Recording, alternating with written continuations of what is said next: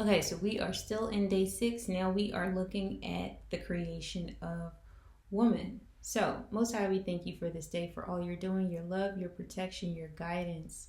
Thank you for your structure and your order and all that you're doing for us. Thank you for the mandates and the provisions that you have placed upon our lives. We ask that you would cleanse us of any impure thoughts or anything that would take us away from you, anything that we're struggling with, anything that you need to break within us in order to mold us and put us back together. We ask that you would do that. Help us not to push against the things that you're trying to strip away from us. Help us not to hold on to the things that are actually hurting and harming us.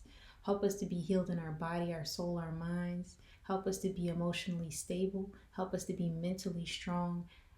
I command any anxiety, anything that would try to, any depression, anything that would try to deter us or stray us away from you in your word and your truth. Help us to be accountable and help us to take truth and not take it personally as a scar to our heart, but help us to grow from it and to be stronger in you. All these things I ask in the name of the Lamb. Bless your holy name. Thank you for all things. Hallelujah. It shall be done. So be it. Amen. So we're going to pick up here at Jubilees 3, 4 through 9. And the Most High said unto us, it is not good that man should be alone. Let us make a helpmeet for him. And the Most High, our Elohim, caused a deep sleep to fall upon him. And he slept, and he took for the woman one rib from amongst his ribs. And the rib was the origin of the woman from amongst his ribs. And he built up the flesh in its stead and built the woman. And he awakened Adam out of his sleep. And on awakening, he rose on the 6th day, and he brought her to him. And he knew her, and he said to her, now this is bone of my bone and flesh of my flesh, and she will be called my wife, or wife, because she was taken from her husband. Therefore shall man and wife be one, and therefore shall a man leave his father and his mother and cleave to his wife, and they shall be one flesh. In the first week was Adam created, and the rib his wife. In the second week he showed her unto him. For this reason the commandment was given to keep in their defilement for a man 7 days, and for a female twice 7 days. And after Adam had completed 40 days in the land where he had been created, we brought him into the Garden of Eden to till it and to keep it. But his wife they brought in on the 80th day, and after this she entered into the Garden of Eden. Now, when it's talking about weeks and everything like that in the book of Jubilees, and when you see day 1, everything isn't what we consider a day today, because the scripture says a day to the Most High is 1,000 years. So if we're counting times and spans, because he still does things in the same process that he does, everything is a process with him. Most things aren't instant with him because he likes to take his time and let us see his handiwork. Okay, so one of the things we're going to go back up here, we're going to look at the very first verse where it says, and the Most High said unto us. Because remember, these are angels talking. These are your angels of the presence. And they're saying this is the process by which she was made. Okay, let's move on. All right, so we're back in Enoch. 2nd Enoch chapter 30, verse 16. And I put sleep into him, and he fell asleep. And I took from him a rib and created him a wife, so that death should come to him by his wife. And I took his last word and called her name Mother, that is to say, Eve. Now, if you look at that, you're like, wow, he just set him up. But no, he didn't set him up, because remember, he already said he wanted to know who of the race of man would actually love him and would actually cling to him versus who are just here just because you have no other options. So if you have no other options, how do I know that you really are content and that you really love me? So if my husband has to go out into the world and there's no other women there that could be a potential snare for him, can I really say that he loves me just because he loves me for me, when he has other options of other things that he can go into, or other places and other people he can be with? Is that really saying that he loves me for me if I'm the only woman that exists? Am I the only woman in his world? Then is it really saying that you really want me for me? Which is the same mindset here, which is the same reason why when they go into the land of Canaan, he doesn't take all the Canaanites out. And he doesn't take all of them out in their many worship of their different gods, because he wants to see if you really going to rock with him because you rock with him, or are you going to rock with him because of what he can do for you, or what he's going to give you, or what you think you can get out of him, or however way you think that you're going to manipulate him. He wants to know if you really here for me.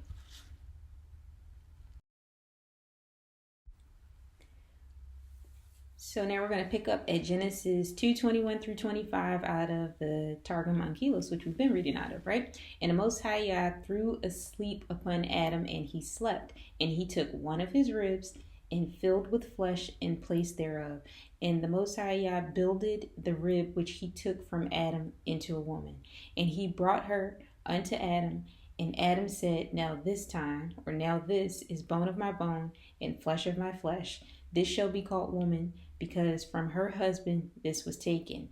Therefore shall a man forsake the couch or the sleeping place of his father and mother, and shall cleave to his wife, and they shall be of one flesh. And they were both naked, and Adam and his wife were not ashamed. Now, one of the things to take note of, it doesn't say anywhere in this passage or the ones that we're going to read that when Eve was brought to Adam that he has dominion over her. It doesn't say that. It says that they have dominion over the fish of the sea and the fowls of the air and the creatures and all that kind of stuff. But you don't see anywhere in here where it says that he has dominion over her when he's first introduced to her. Let me get one. Right on. One order. One order ribs. No. One rib. One rib. I sure am hungry. Make that one rib to go. One rib? One rib.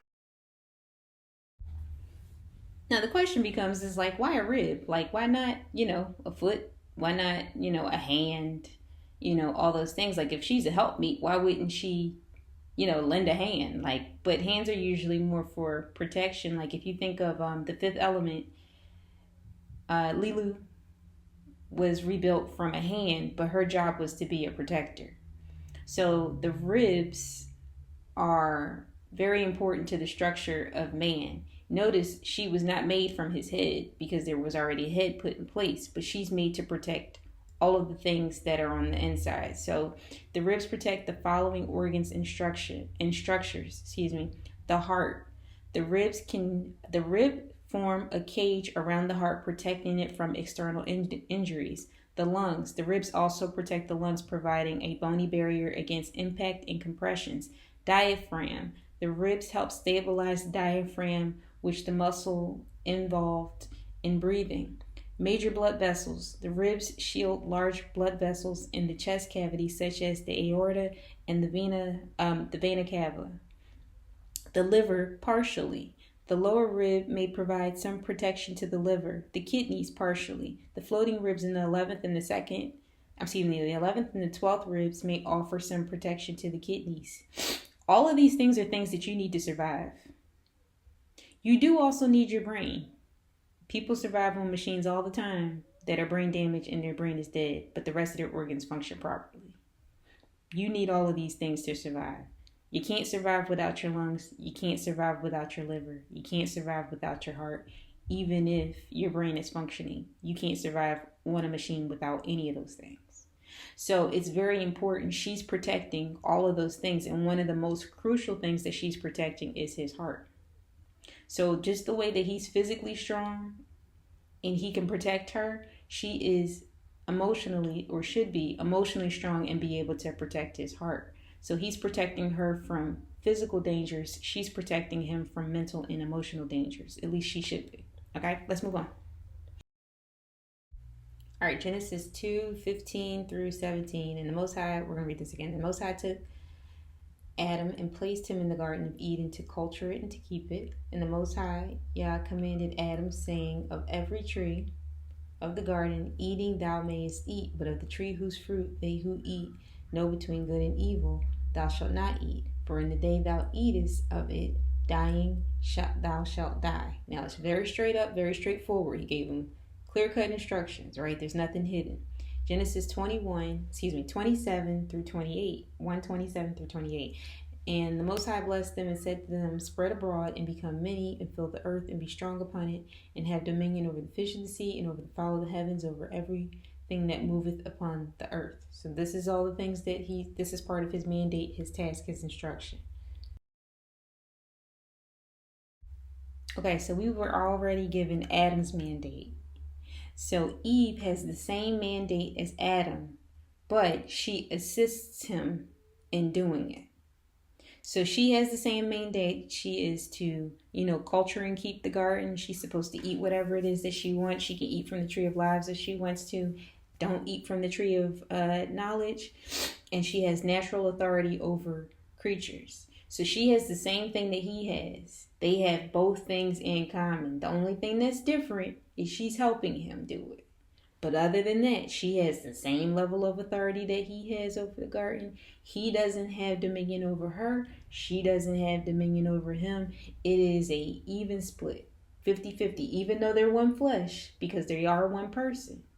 She has her responsibilities. He has his responsibilities, but they're supposed to be acting as one person. Okay, so we're going to continue on.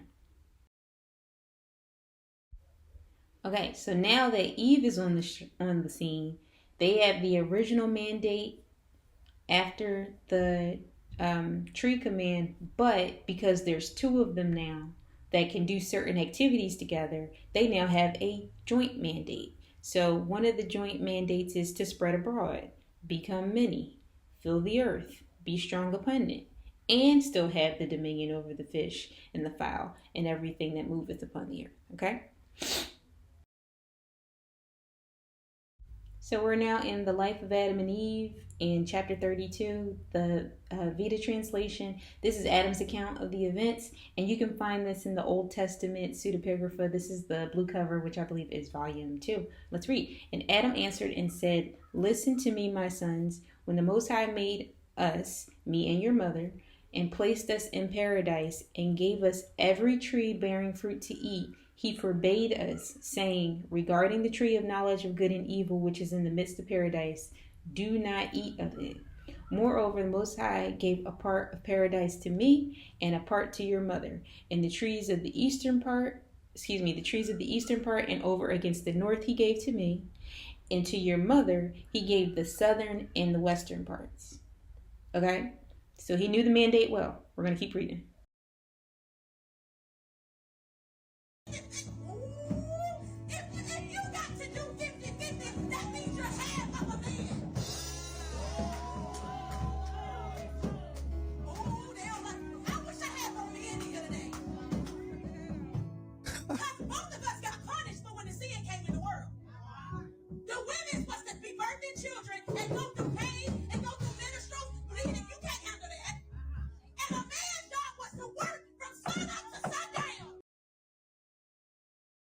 I have a lot of questions. Number one, how dare you? Okay, so I don't know where people get this notion that 50-50 is something wrong. Here's the thing. Eve was literally designed and made to be a helpmeet. And people hear that word and they cringe, but it means that you're an advisor. You're somebody that's like, hey, I don't know if that's a good idea. Like you're that person. So you're an individual. He's an individual. But when you get married and you come together, you now become his rib. You're filling in the gap that he was missing. Okay? Because he can function by himself without a rib. Without that one rib, because he has other spots in his body that he can function. He may not function as well as he could with a rib, but with the proper rib, he's functioning better than ever, right? Just like if you're a person and you're a woman and you attach yourself to your husband, you are now a rib. And then the problem is that people get together and they get married and they don't understand their roles as husband and wife. I'm filling in the gaps where you're missing. That's your job, right? And he's supposed to make sure that he's attached, that you're attached to him and he's attached to you, and he's going to make sure the body is healthy and well.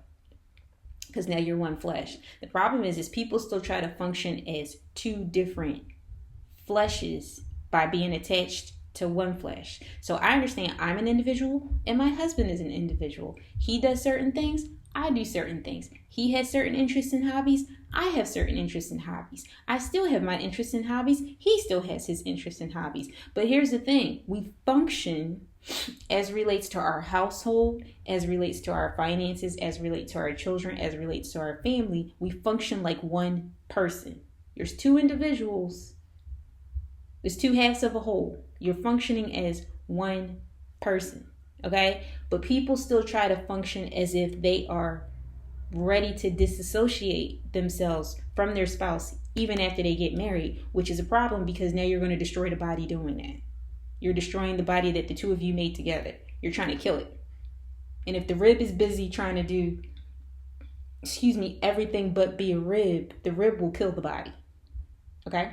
All right. So remember, I'm not to go on a rant, but remember, he said that death may come by her, but Eve also means the mother of all living, which is why it's so important to make sure you pick the right Eve. You can pick an Eve that will bring destruction and death, or you will pick an Eve that will bring abundance in life. Okay. But, sorry, I didn't mean to go on that tangent, but I felt it needed to be said. So we're going to read this again. Moreover, the Most High gave a part of paradise to me and a part to your mother. The trees on the eastern part over against the north he gave to me. And to your mother he gave the southern and the western part. Now we're going to do some quick maths.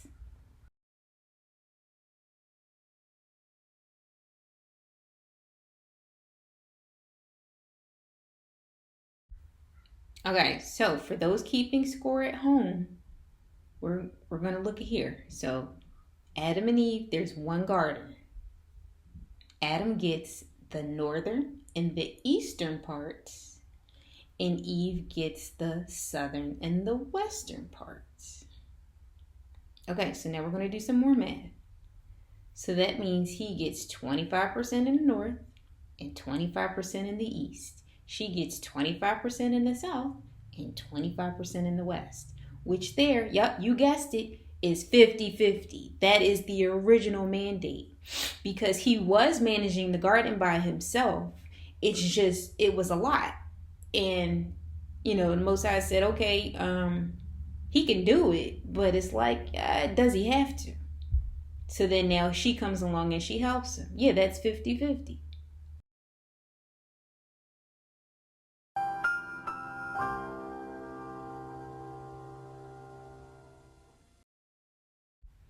Second Enoch chapter 31, 1-3. And Adam has life on earth, and I created a garden in Eden in the east, so that he should observe the testament and keep the commandment. I made the heavens open to him, so that he would see the angels singing the song of victory in the light without shadow. And he was continuously in paradise. And the devil understood that I wanted to create another world, because Adam was master on earth, or Lord on earth, to rule and control it. So here's the thing. A lot of people, there's a number of issues with people, me and the creation story, and I don't mean to go on a rant, but I don't care. I'm going to just say it. One of the issues is that the fact that he put the tree of lives there, and no one ever complains about the fact that he could have just eaten that from that. I have some people say it, but he could have just eaten from the tree of lives. He could have eaten as much as he wanted. Out of all of the trees in the house, in the garden, there was only one that he couldn't eat from. And he didn't think about eating from it until Eve came along. And I'm not trying to give women a bad rep, but I'm just putting things in perspective, right? Which is why it's also careful to be who you're under the influence of, because she has influence. So it's also careful to be who you're under the influence of. But he's in the east, and he's also in the north. The garden is in the tree of knowledge of good and evil is in the middle. So he's nowhere even near the tree, and people are like, oh yeah, I know, see, it was a setup from beginning. No, it wasn't a setup. He said, listen, don't eat that tree, it's gonna kill you. How is that a setup? He said, listen, do what I tell you to do, you're gonna be good. How is that a setup? If he's sitting here saying, that's exactly like Beauty and the Beast when he told her, you can go in any room in the palace, just don't go in that room up there. And then when she went up there, everybody acts like something was wrong with him for getting upset that the fact that she went in the room that he told her, don't go in there. Because death was in that room. Death was in that room for him, but death was in that room. And he was like, listen, if you do this, you're going to die. Do you think Adam didn't ask him what death was when they were talking all the time? He probably was like, oh yeah, this is what death is going to be. This is how this is going to go down. Don't eat of that tree. I want to know if you're going to listen to me or not. So we're going to continue. All right. Now, no one ever says, something was wrong with the devil for even trying to infiltrate and being a hater and trying to be in the garden. Nobody ever says that. Everything always seems to be like everyone tries to put it like the Most High was at fault for doing it. That's like telling my kids, you burn your hand on the stove and it was my fault for having the doggone stove in the house. It's my stove. It doesn't say anywhere in this story that Adam owns the garden. You're in someone else's domain. So if they tell you don't touch it, you don't touch it. That doesn't mean the rules don't apply to you.